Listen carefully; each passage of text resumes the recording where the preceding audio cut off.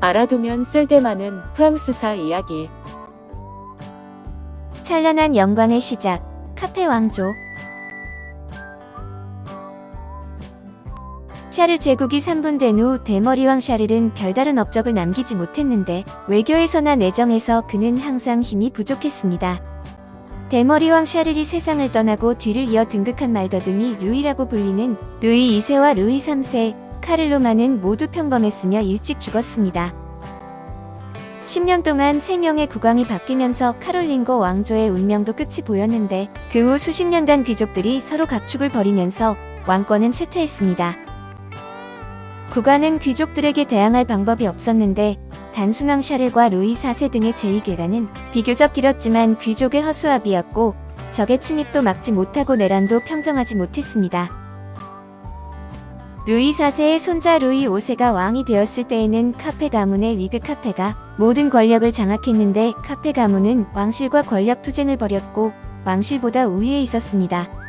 루이 5세는 이런 상황에 실망한 나머지 전혀 정사를 돌보지 않아서 무위왕이라는 별명을 얻었는데 987년에 무위왕 루이가 죽자 그의 어머니가 독살한 것이라는 소문이 돌았습니다. 루이 5세에게는 후사가 없었기 때문에 위그 카페가 왕이 될 시기가 된 것인데 그는 귀족들을 이용하여 자신을 왕으로 추대하게 했고 그때부터 프랑스는 카페 왕조 시대로 들어섰습니다. 카페 왕조의 시작.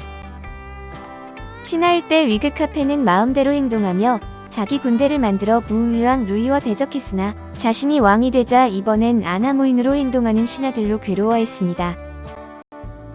카페 왕조는 초반에 오랫동안 왕권이 불안한 상태라서 귀족들이 활개를 쳤는데 샤를이 영주 제도를 실시하면서 각지의 귀족들에게 영지를 내렸지만 규정상 세습될 수 없었습니다. 그러나 샤를 대제가 죽은 뒤 즉위한 왕들이 하나같이 무능해서 귀족들은 마음대로 행동하며 영지를 자기 땅으로 만들고 후대에 세습했습니다. 왕권이 쇠약해져 귀족들을 통제할 힘이 없어지자 역대 왕들이 모두 아무런 제재도 하지 못했던 것입니다. 위그 카페가 등극한 후 그는 줄곧 강력한 왕권을 원했지만 마음대로 되지 않았는데 패단이 너무 오래되어 단번에 귀족들의 세력을 흔들 방법이 없었습니다. 위그 카페와 같은 대단한 영웅도 상황을 바꿀 힘이 없었으니 다른 왕은 말할 필요도 없는데 이후 로베르 2세, 앙리 1세, 필리프 1세 모두 제2기간은 길었으나 위협을 달성하지는 못했습니다. 내부로는 왕권을 집중시키지 못했고 대외적으로도 국위를 떨치지 못했으나 후임을 정해 대관식을 거행하는 전통을 지키면서 카페 왕조의 지위를 다져갔으며 왕권 안정을 위한 기초를 마련했습니다. 왕권의 강화. 카페 왕조가 강성해진 것은 제5대 왕 루이 6세부터였는데 필리프 1세의 아들인 루이 6세는 1108년에 왕이 되었습니다.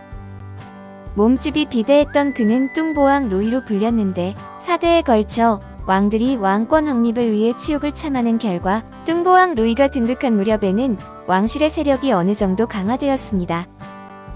즉위한 루이 6세는 더 이상 선왕들의 전처를 받고 싶지 않아 군사력을 강화하기 시작했으며 제후들의 세력을 약화시키는 조치를 마련했습니다.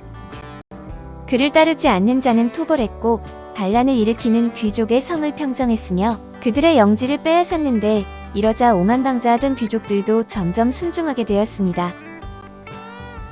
왕권을 집중시키기 위해 루이 6세는 교회와 시민들의 힘을 빌렸고 보답을 위해 시민들에게 자치권을 주고 최초의 자치행정인 코민을 적극 지원했습니다.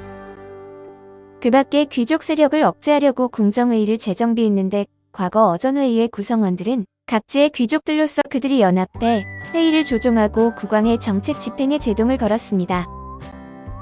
루이 6세는 일부 시민과 주교, 그리고 중소귀족들을 회의에 참여시켰는데 새 구성원들이 국왕의 명령을 따르며 국왕의 편에 서자 귀족들은 함부로 정사를 좌지우지하지 못하게 되었습니다.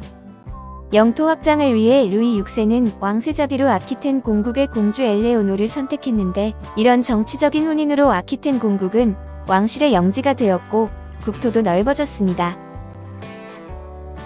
1137년 루이 6세가 사망하고 루이 7세가 왕위를 이어받았는데 사람들은 그를 작은 루이라고 불렀습니다.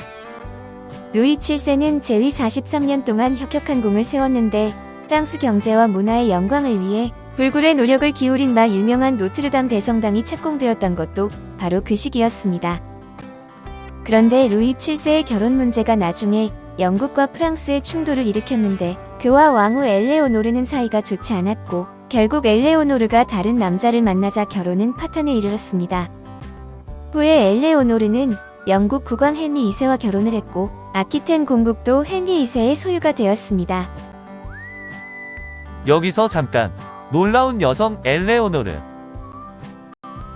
엘레오노르는 중세기에 보기 드문 여성이었는데 아름답고 다정했던 그녀는 사교계에 진출하자마자 미모와 재능으로 프랑스 유명 인사가 되었습니다.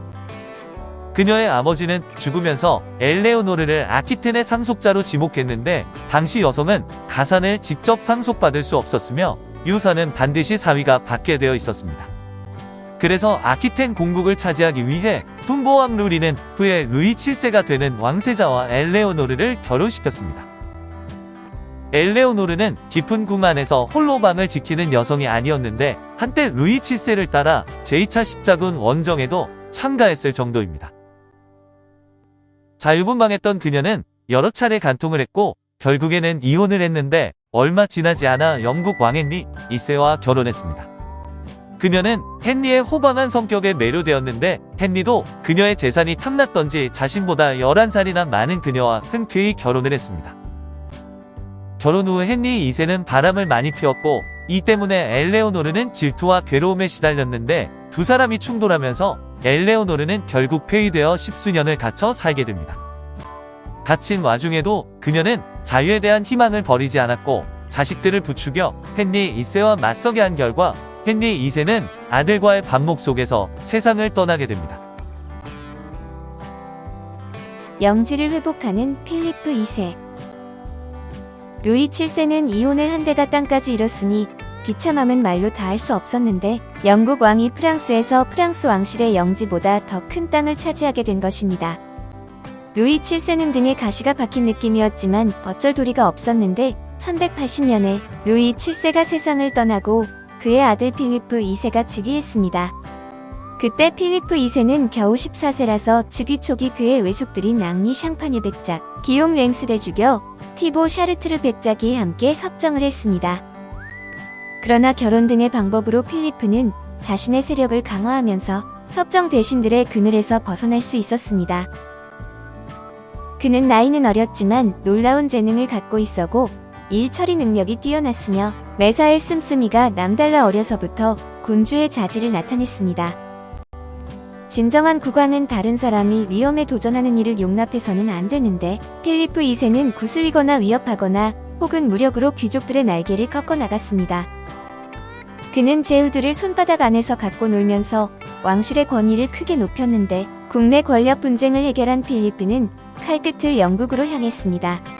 누운 자리 옆에 남이 자고 있으니 큰 문제였고 아버지의 명예와도 연결되어 있어서 반드시 제거를 하지 않으면 편안히 잠을 잘 수가 없을 것 같습니다. 당시 영국 왕 헨리 2세와 그의 아들들은 사사건건 부딪히면서 이판사판으로 싸우고 있었는데 필리프 2세는 그 점에 주목했습니다. 그는 부자 사이를 악화시켜 앉아서 싸움을 구경하기로 했는데 우선 루이 7세의 전 부인인 엘레오노르와 헨리 2세 사이의 아들인 영국 왕자 리처드와 연맹을 맺었습니다. 이간책에 걸려든 리처드는 아버지와 수차례 싸움을 벌여 필리프 2세는 어부지리로 영지를 일부 얻게 되고 얼마 뒤 헨리 2세가 세상을 떠나고 사자왕 리처드가 즉위했습니다.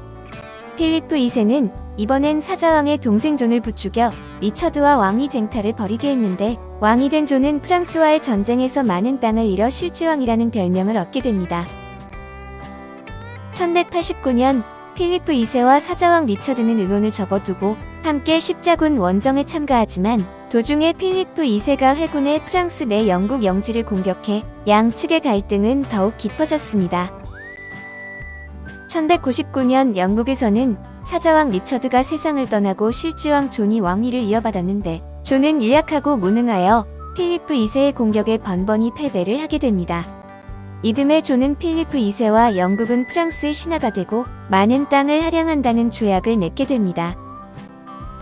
그러나 필리프 2세는 여기에 만족하지 않고 다시 존의 조카 아키르를 끌어들여 존으로부터 노르망디와 아키텐 등지를 얻어냈습니다. 국토를 점점 잃자 존도 신성 로마 제국 황제 및 귀족들과 반프랑스 연맹을 맺고 프랑스를 공격했고, 필리프 2세도 로마 교황 인노첸시오 3세 및 시실리 국왕과 연맹을 맺고 반격을 했습니다. 1214년 반프랑스 동맹은 프랑스 서부에 상륙해 부빈에서 결전을 벌였는데 반프랑스 동맹은 참패하고 필리프 2세는 존을 철저하게 무찔러 프랑스 국민으로부터 아우구스투스로 추앙을 받게 됩니다. 필리프 2세의 명성이 높은 것은 그가 영국을 무찌른 것 외에도 파리라는 세계적이고 역사적인 도시를 수도로 결정한 일과도 깊은 연관이 있습니다. 그 이전 카페 왕조는 수도를 파리와 오를레앙을 번갈아 가면서 정했으나 필리프 2세 즉위 후 수도를 파리로 정하고 도로와 성벽을 수리하며 파리의 모습을 새롭게 정비했습니다. 여기서 잠깐 고딕 양식 건축. 고딕 양식은 12세기 프랑스에서 시작되어 15세기까지 유럽에서 유행한 건축 스타일인데 주로 도시 공공생활의 중심이었던 도시 성당 건축에 사용되었습니다. 고딕 양식은 넓고 높은 스타일이라서 심미적인 관점과 실질적인 요구에 맞아떨어져 유행을 했는데, 특징은 높은 탑과 첨두 아치, 큰 창문과 성경 내용이 적힌 유리창입니다. 건축물 전체를 보면 선이 간결하고 외관은 웅장하며 내부는 넓고 밝은데 하늘로 솟는 듯한 느낌을 연출할 수 있었습니다. 고딕 양식은 정교하며 예술적인 감각이 뛰어나 건축사에서 중요한 위치를 차지하는데 노트르담 대성당이 프랑스 고딕 양식의 대표작입니다. 프랑스사 이야기, 극단적 양면성을 가진 괴물생 루이로 이어집니다.